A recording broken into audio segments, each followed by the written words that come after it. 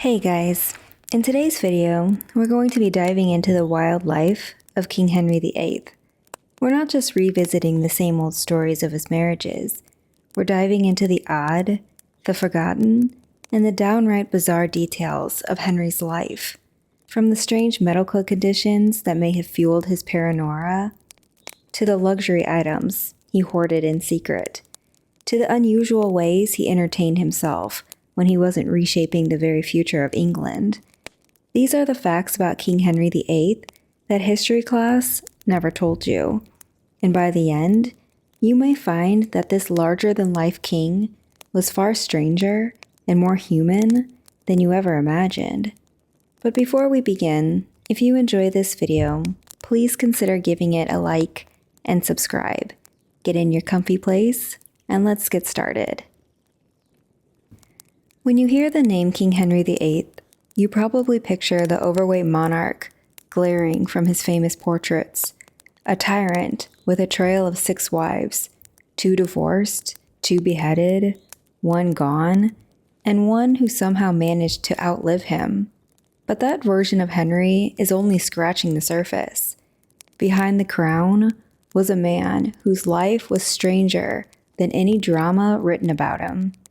This was a king who went from a handsome young athlete, adored by his people, to a paranoid, temperamental ruler whose body and mind were ravaged by disease. A king who feasted so excessively that entire kitchens had to be restructured just to keep up with his appetite. A man who believed deeply in omens, charms, and rituals, even as he tore his country away from the Catholic Church. He was obsessed with control, but plagued by insecurity, capable of great charm, yet notorious for his cruelty. Before Henry VIII became the bloated, angry monarch we all love to gossip about, he was a total heartthrob, tall, broad-shouldered, athletic, and ridiculously competitive. Young Henry was obsessed with sports. Jousting, hunting, archery, you name it, he excelled at it. But his absolute favorite was tennis. Not the version we know of today, but a much older game called real tennis. Henry played so obsessively that he had special courts built for himself, and he even designed flashy outfits to look the part. Just imagine him strutting into a match wearing silk, flexing on his opponents like a Tudor-era celebrity athlete. And he didn't just play sports. He made sure everyone knew about his skills. He commissioned poems, medals, and songs celebrating his victories. If social media had existed, he would have been that guy posting endless highlight reels with captions like "Still undefeated, long live the king." He even once disguised himself before a joust, so he could shock the audience by revealing that surprise, it was the king who just destroyed everyone. Basically, Henry was the original master of the dramatic sports entrance. But this obsession, it had consequences. Years of jousting injuries, especially a brutal accident where his horse actually fell on him, and it left him with permanent leg damage. Those wounds became infected, never healed properly, and turned into ulcers that tortured him for the rest of his life. In the end, Henry's athletic glory days may have been the very thing that triggered his slow and painful decline. And speaking of pain, Henry's problems weren't just limited to the battlefield or a tennis court. His body had plenty of quirks, some of which were a little stranger and a lot smellier. By the later years of his reign, King Henry VIII was plagued with a particularly nasty medical issue, chronic leg ulcers. And these weren't just small cuts that healed over. These were massive, festering wounds that refused to close and constantly oozed. According to court records, servants had to regularly drain pus from his leg, and the stench was so overwhelming that courtiers would struggle to stand near him. Imagine being a diplomat trying to negotiate a peace treaty while gagging from the smell of the king's bandages. Not exactly the royal glamour you'd expect.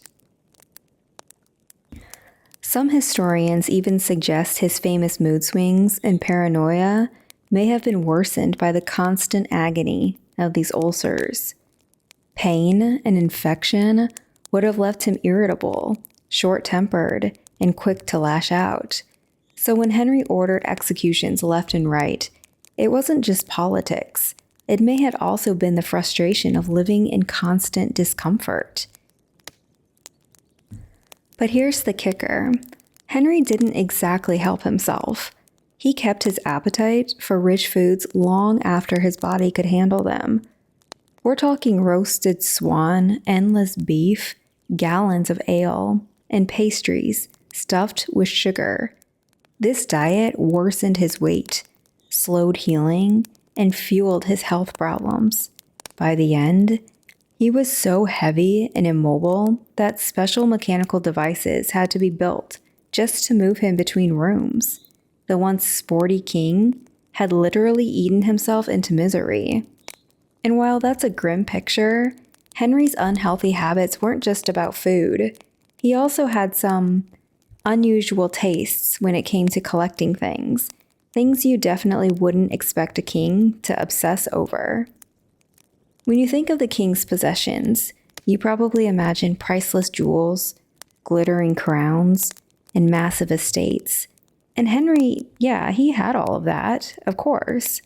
But his personal collections went far beyond the ordinary.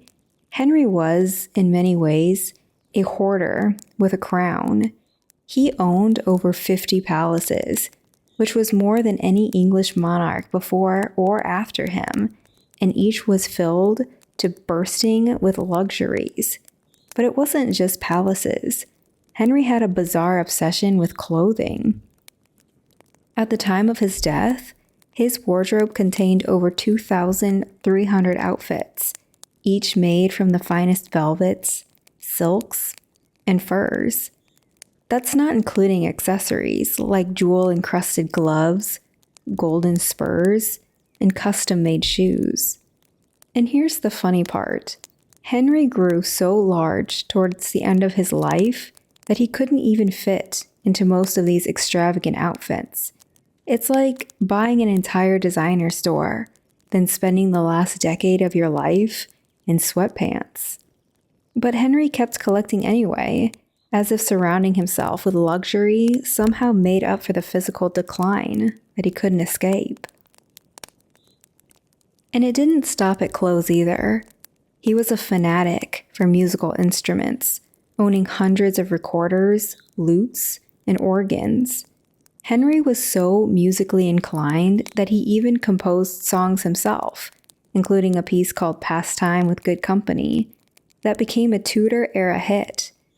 So while he's remembered as a brutal tyrant, in private, Henry was more like that one friend who buys far more guitars than they'll ever actually learn how to play. But beyond fashion and hobbies, Henry's quirks, they went even deeper, to his belief in strange superstitions and symbols.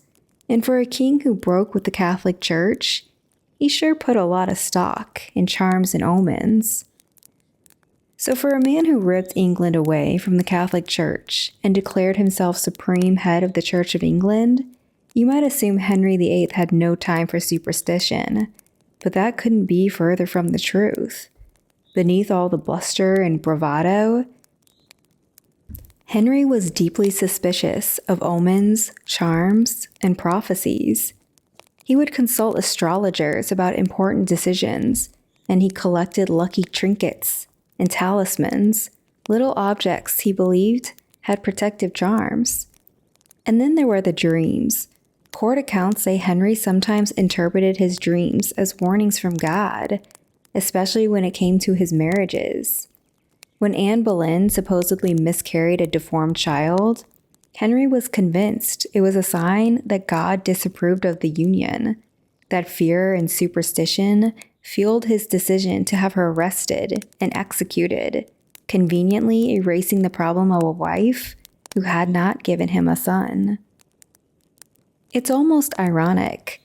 He's a king remembered for his ruthless power grabs and earth-shattering reforms, yet he was just as likely to blame his misfortune on a bad dream or a cursed marriage.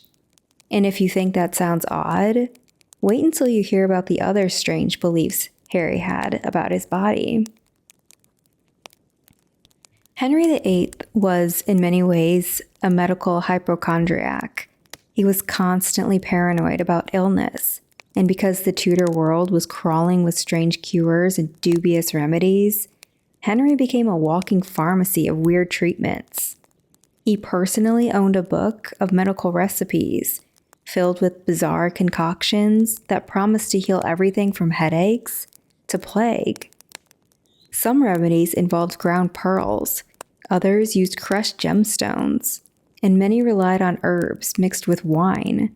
But spoiler alert, none of them actually worked. But Henry didn't just dabble. He believed his medical experiments made him something of a healer. He once boasted that he could make ointments better than his own physicians. Imagine being one of the most powerful kings in Europe and still insisting on playing medieval chemist in your spare time. It's like Jeff Bezos bragging about being able to make his own cough syrup. Unfortunately, his cures often did more harm than good. When his leg ulcers flared up, Henry applied poultices and concoctions that probably worsened his infection. And because hygiene wasn't exactly a Tudor strong suit, these treatments just made his condition even nastier. But here's the kicker.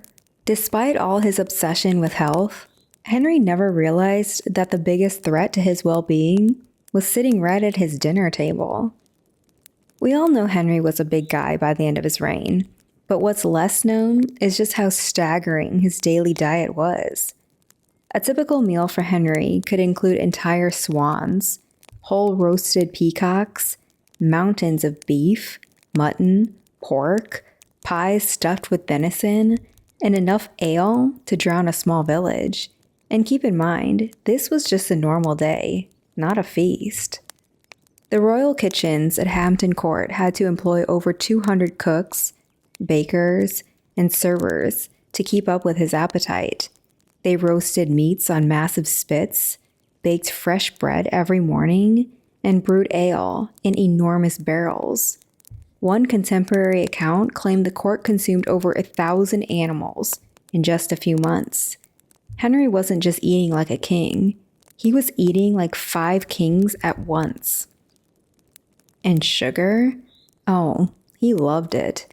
At a time when sugar was an expensive luxury, Henry stuffed his diet with candied fruits, sweet pies, and spiced cakes. Dentists didn't exist yet, but if they had, Henry would have been their dream client. By the end, his teeth were reportedly blackened, his gums diseased, and his breath, let's just say it wasn't minty fresh. Combine that with his ulcer wounds, and you've got a king who could knock you out with nothing but a handshake and a hello. But for all of his indulgence, Henry wasn't always feasting. Sometimes he was entertaining himself in much weirder and far more dangerous ways. Henry wasn't content with just hunting and jousting. He loved risk. One of his favorite pastimes was disguising himself in public and mingling among his subjects, just to see if people would recognize him. It sounds harmless enough, but it often led to trouble. On more than one occasion, Henry picked fights in taverns or tested the patience of unsuspecting commoners until he revealed that he was in fact the king. Cue the panic bowing and scraping. He also loved to stage elaborate masquerades and pageants where he would suddenly appear in costume, startling the guests. It was part theater, part intimidation tactic, and very on brand for a man who thrived on keeping people off balance. Imagine if your boss showed up at the office, Halloween party in disguise, then fired someone halfway through the costume contest. That's Henry's idea of a good time. But these games weren't just for laughs. They reveal something deeper about Henry. He craved control, he loved spectacle, and he lived for drama. Whether it was on the jousting field, in the bedroom, or at a banquet, Henry always had to be the center of attention. And yet, despite all the power plays and theatrics, he still couldn't escape one thing: his own mortality. Henry VIII wasn't just moody, he was explosive. One minute, he'd shower his courtiers with gifts and affection. The next, he'd fly into a rage so terrifying that people trembled just being near him. Stories tell of Henry attacking servants during fits of anger, even drawing his dagger in the heat of the moment. He once nearly killed his friend Sir Thomas Brandon during a game of tennis, simply because he lost his temper. That's right, Henry was literally the guy who flips the Monopoly board when he starts to lose. And this temper wasn't just for friends or servants. He turned it on for his wives, his ministers, and even his closest advisors. When someone fell out of favor, it could be instant doom. One day you're the king's best bud, the next, you're on trial for treason. That unpredictability kept everyone on edge and probably made the royal court feel more like an episode of Survivor than an actual government. But even though Henry was terrifying when he was angry, he still had one very human weakness: vanity. And oh boy, was he vain. Henry VIII was determined to control how the world saw him, and he used art and propaganda like a pro. Those famous portraits of him, hands on his hips, legs wide apart, looking like a wall of muscle, those weren't casual paintings. They were carefully staged PR stunts. By the time many of those portraits were painted, Henry was overweight, swollen, and barely able to walk. But the artist made him look strong, powerful, and untouchable. In fact, Henry had one portrait destroyed because it showed him looking too old and frail. He basically invented the idea of using official imagery to project strength, the same way politicians and celebrities today only release carefully edited photos. In reality, late Henry looked far less like a warrior king and far more like a man struggling just to climb a staircase. Still, he kept up the illusion right up until the end. And while we're on the subject of illusions, let's talk about another bizarre twist. If you thought working for Henry VIII meant glitz and glamour, think again. One of the strangest jobs in his court was that of a groom of stool. And yeah, it's exactly what it sounds like. This was the unfortunate servant whose entire duty was to help the king go to the bathroom. The stool referred to Henry's royal toilet, which was usually a padded box with a chamber pot inside. The groom was responsible for handing the king towels, water, and, well, making sure everything came out all right. Now, before you cringe too hard, here's the twist. This was actually one of the most powerful positions in the kingdom. Why? Because the groom of the stool had Henry's ear in his most private moments. If you're the one person the king allows to see him at his most vulnerable, you get incredible access and influence. Many men who served as groom of the stool ended up with wealth, titles, and political power. But still, imagine explaining to your family that your big royal promotion involved wiping the king's behind. It may sound strange after hearing about all the executions and divorces, but Henry VIII could be oddly tender and romantic, at least at the beginning of his relationships. He wrote passionate letters to Anne Boleyn, filled with flowery compliments and professions of undying devotion. In one, he even signed off with a little drawing of a heart pierced by an arrow, like a medieval doodle in a high school notebook. What's even more surprising is that Henry kept those letters a secret, and yet they somehow survived. Today, they're preserved in the Vatican Library. Yeah, the Pope's library is holding Henry VIII's love notes. Talk about awkward, considering Henry broke from the Catholic Church, partly to marry Anne. Reading those letters, you get a glimpse of a softer side of Henry that history usually forgets. The passionate, love-struck king who once wooed with words instead of threats. When people talk about Henry VIII, it's always about his wives, but he also had sisters who played surprisingly important roles in European politics. His elder sister, Margaret Tudor, became Queen of Scotland after marrying James IV. That marriage set the stage for the eventual union of England and Scotland. Her great-grandson would become King James I of England after Elizabeth I died. So really, Henry's sister shaped the future of the entire British monarchy. Then there was his younger sister, Mary Tudor, who briefly became Queen of France. She was married off to the much older King Louis XII, but when he died only a few months later, Mary secretly married the man she truly loved, Charles Brandon, Duke of Suffolk. Henry was furious at first, since she'd married without his permission, but eventually, he forgave her. It's a reminder that while Henry's love life was the stuff of legend, his sisters had dramatic stories of their own, and in some ways, more successful ones. For all of his wives, divorces, and desperate attempts to secure a son, Henry VIII's grand plan completely backfired. He did finally get his longed-for boy, Edward VI, but Edward died tragically young, only a few years into his reign.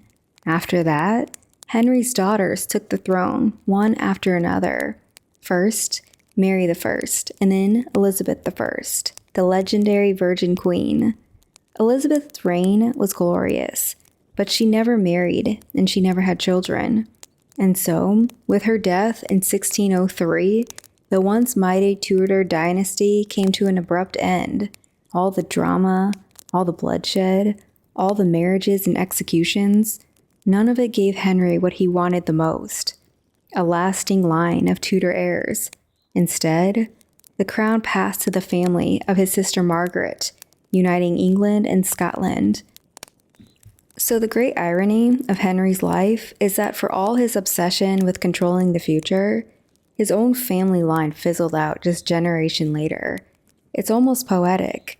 The man who redefined England forever couldn't even guarantee his own dynasty would survive him.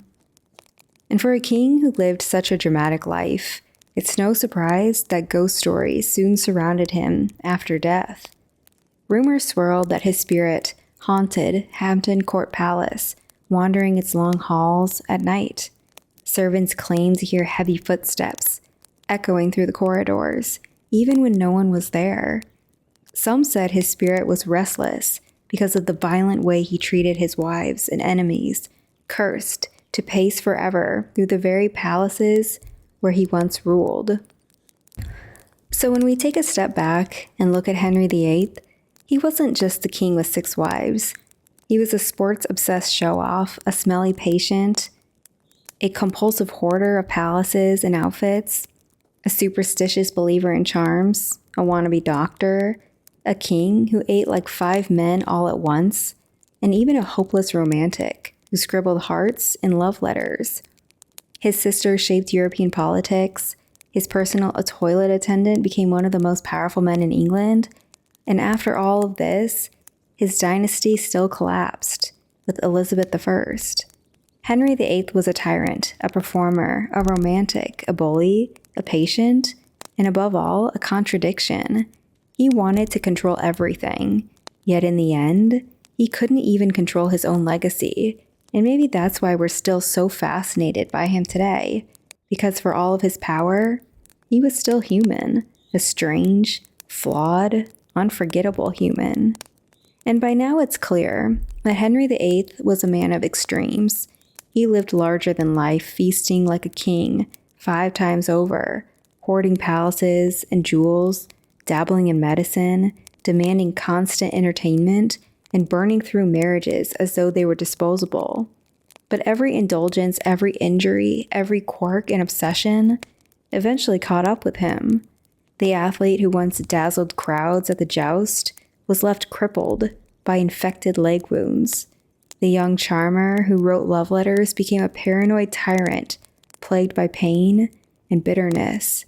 And the man who ate like there was no tomorrow found that his tomorrow was growing shorter with every feast. Henry was, in many ways, the architect of his own decline. His injuries, his enormous appetite, his constant stress, and even his personality all chipped away at him bit by bit. And while no one cause can explain how he passed, the picture that emerges is a perfect storm of self-destruction, disease, and royal excess. Let's now pull back the curtain on the end of Henry VIII's life and explore all the strange and brutal factors that finally brought down England's most infamous king. First up is the horse accident that haunted him forever. If Henry VIII's life had a before and after moment, it was the year 1536. Up until then, Henry was still clinging to the last scraps of his golden boy image. He was heavier, yeah, but still athletic, still eager to show off in tournaments, still the king who believed he could outshine anyone in the arena. But then came the jousting accident that changed everything. During a tournament, Henry's horse, an enormous warhorse clad in armor, weighing nearly a ton, crashed down on top of him after a brutal fall. The impact was so severe that Henry was knocked unconscious for 2 hours, 2 long hours. In an age before modern medicine, most people assumed that he was gone.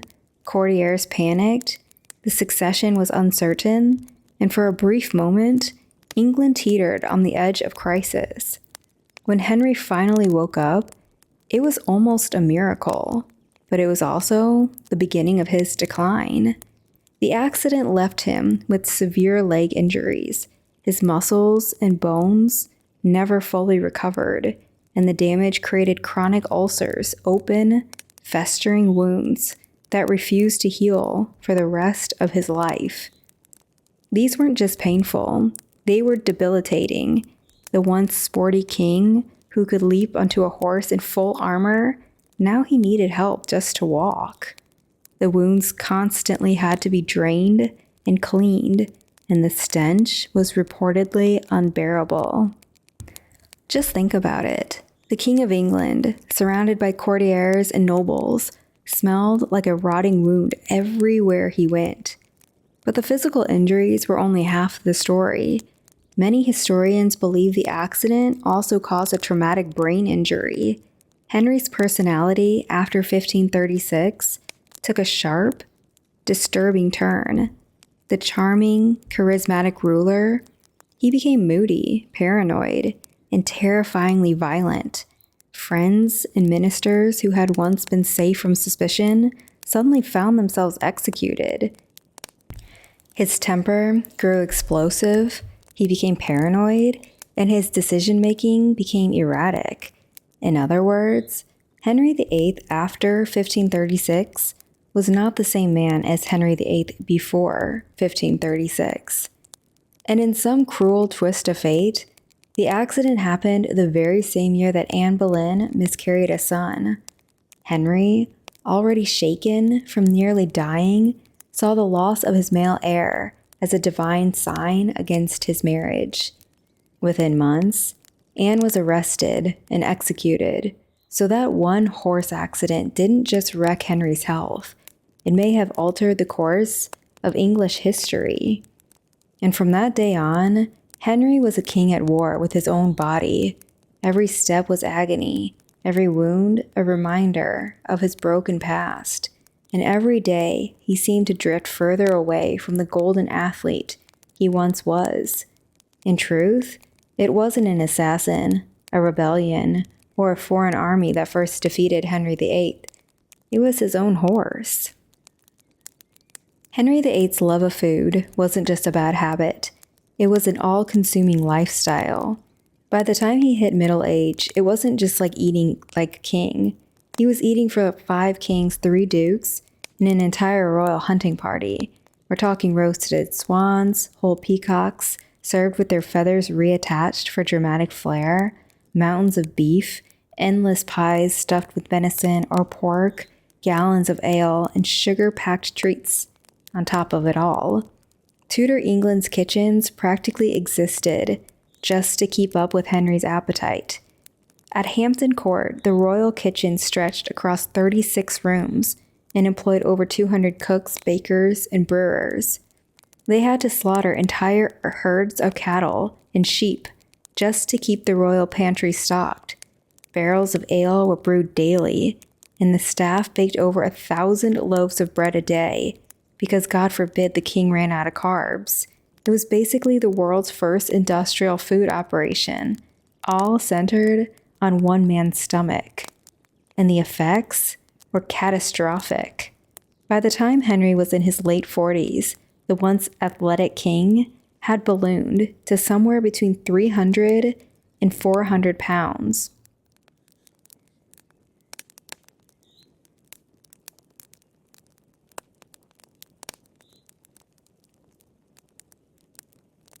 He was so large and so crippled by his ulcerated legs that he could barely move under his own power. Servants had to design special wheeled chairs and mechanical pulleys to pull him around. Imagine an early version of a wheelchair mixed with a forklift, just to get the king from his bed to the banquet table. Some accounts even say the court had to widen doorways to accommodate him. His own homes had to be adjusted for his size. The kitchens, meanwhile, weren't just feeding the entire court. They were specifically restructured to keep Henry's enormous appetite satisfied. Extra roasting spits, bigger cauldrons, larger storage rooms for meat and ale. It was like building a medieval Costco that only had one VIP customer. And here's the irony. The food that brought him joy was also quietly killing him. His diet was heavy in red meat, sugar, and alcohol, basically a Tudor recipe for diabetes, heart disease, and kidney failure. Combine that with zero exercise and festering wounds on his legs, and his body didn't really stand a chance. By the last years of his reign, Henry had become a man trapped inside his own appetite. Once the handsome athlete, adored by his people, he was now an immobile giant wheeled from room to room, with kitchens working overtime to prepare meals his body could no longer handle. In many ways, it wasn't just the throne that Henry couldn't escape. It was his own dining room table. And one of the most strangest and most tragic parts of Henry's downfall wasn't something people could see. It was what was happening inside his head. Before 1536, Henry was known to be charming, charismatic, and he was intelligent and witty and even described as generous. People compared him to the ideal Renaissance prince. But after his jousting accident, something changed. Dramatically. Historians today suspect Henry may have suffered a traumatic brain injury during the crash. Remember, his horse, massive and armored, fell directly on top of him, and he was knocked out cold for 2 hours. That kind of head trauma would be dangerous even today, with CT scans and neurosurgery. In the 1500s, it was a ticking time bomb. And when we look at Henry's behavior after the accident, the puzzle pieces fit. He became moody, paranoid, and frighteningly unpredictable. One moment he was showering a courtier with praise. The next, he was screaming accusations of treason. Loyal advisors who had served him faithfully for years were suddenly executed on the flimsiest of charges. It was like his brain had flipped a switch. Take Thomas Cromwell, for example. This was the man who basically engineered Henry's break with the Pope and restructured the entire English church. But one day, Henry turned on him, accusing him of treason and hearsay. Cromwell was executed. Then, just weeks later, Henry regretted it and complained about losing his most faithful servant. That's not just poor decision-making. That's the behavior of someone whose mind is unraveling. Even his relationships bear the marks of a changed brain. His marriage to Anne of Cleves lasted just 6 months, largely because Henry declared he found her unattractive and claimed he couldn't consummate the marriage. Was that really about Anne? Or was it about Henry's paranoia, insecurity, and declining health feeding into each other? It's hard to say, but the timing is awfully suspicious. Modern neurologists who've studied his symptoms point out that brain injuries can cause personality shifts, explosive anger, mood swings, and even sexual dysfunction, all things Henry displayed after 1536. Some even suggest his infertility issues after all those failed pregnancies with his wives may have been tied to the same trauma. So when we talk about Henry VIII as a bloodthirsty tyrant, it's worth remembering a big part of that transformation may have been because of brain damage. The man who once wrote music, love letters, and poetry became a paranoid ruler, haunted by betrayal, omens, and fears that everyone was out to get him. In a way, it makes Henry's story even sadder. England didn't just lose the athletic, promising young king it adored. The accident may have given them a man whose mind was broken and whose paranoia would fuel some of the bloodiest and strangest decisions of the entire Tudor dynasty. And if there's one thing that truly defined Henry's later years, it was the smell. And yeah, that sounds harsh, but it's true. The King of England, the most powerful man in the realm, spent the last decade of his life reeking of infection. It all came back to those leg ulcers that started after his jousting incident. At first, they were painful, oozing wounds that never quite healed.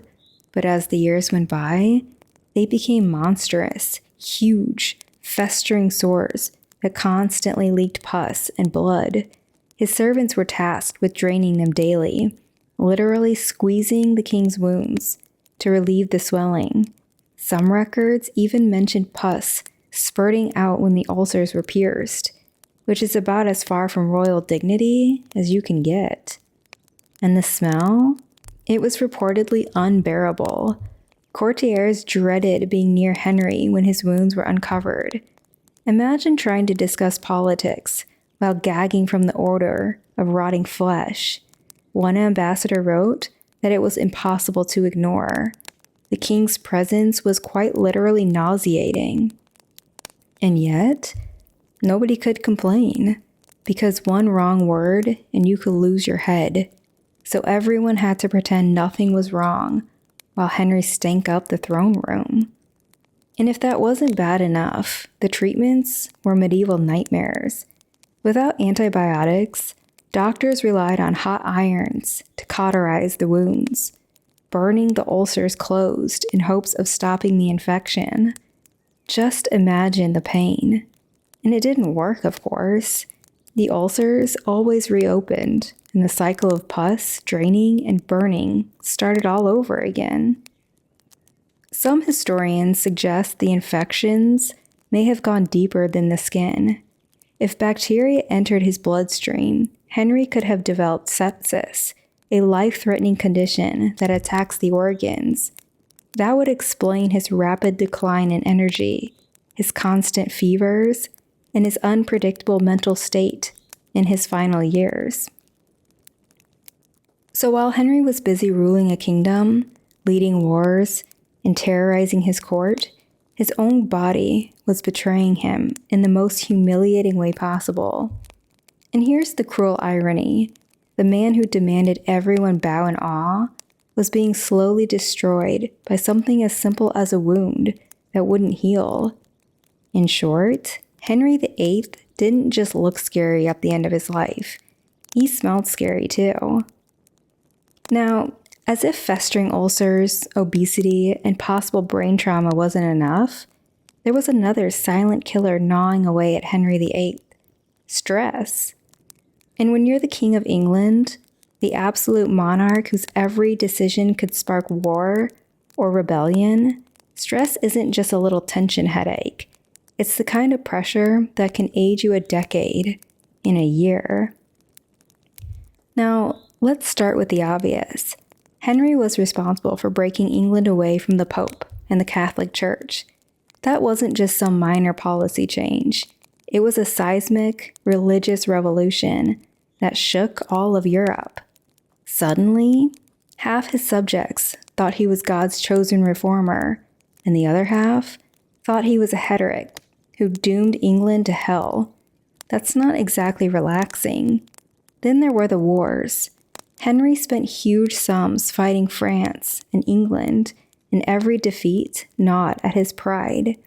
He wanted to be remembered as a warrior king like Henry V, but his campaigns often ended in financial strain and lackluster results.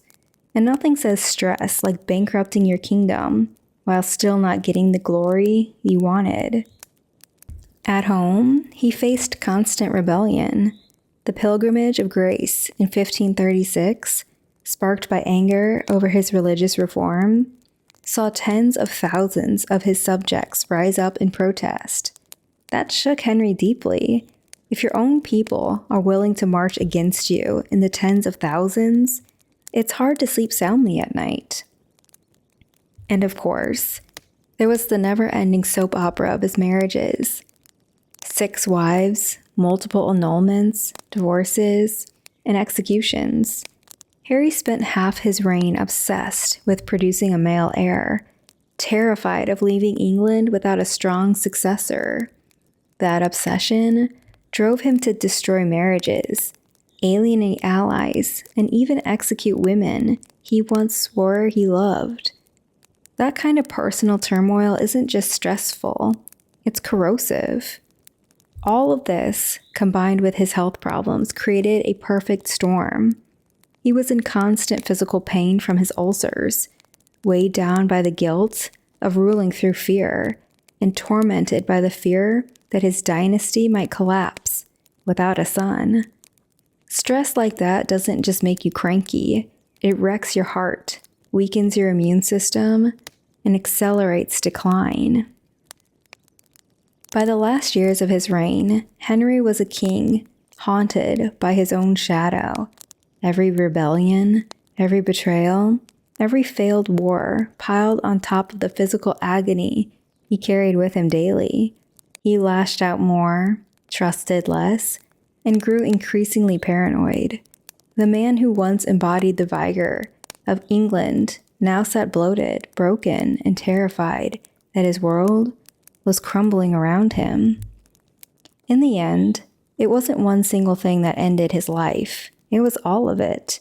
The horse accident, the endless feasting, the brain trauma, the infections, and the crushing stress of ruling a kingdom while his own body was falling apart.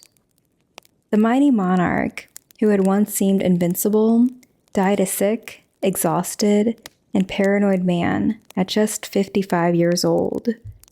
So, in the end, Henry's life was ended by the very things that defined him: his love of sport, his love of food, his injuries, his appetites, and his own larger-than-life personality.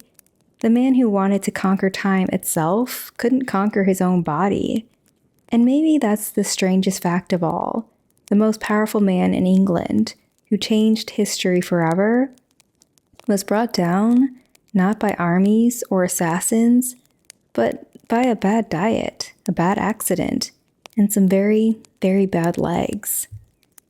That's it for this video, guys. If you enjoyed it, please give it a like and subscribe, and let me know if there are any other topics you want me to cover in future videos. And with that, I'll leave you until next time. See you later.